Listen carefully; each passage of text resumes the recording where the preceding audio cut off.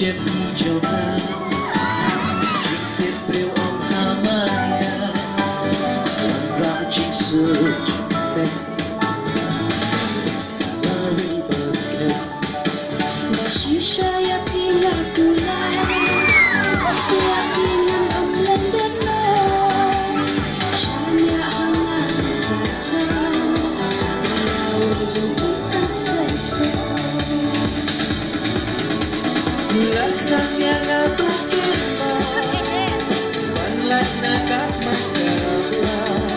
Yalat ka matito pergi Bansa ka nagdangay Bansa kimau dan hayu Hãy subscribe cho kênh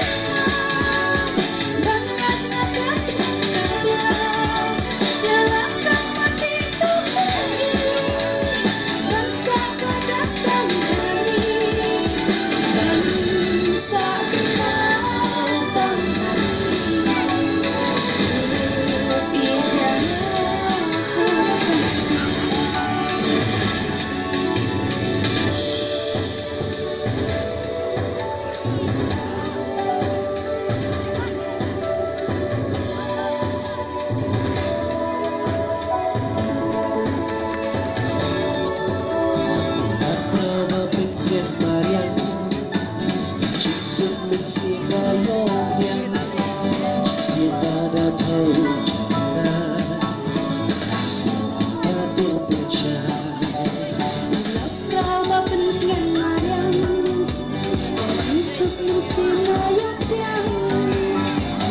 Gõ để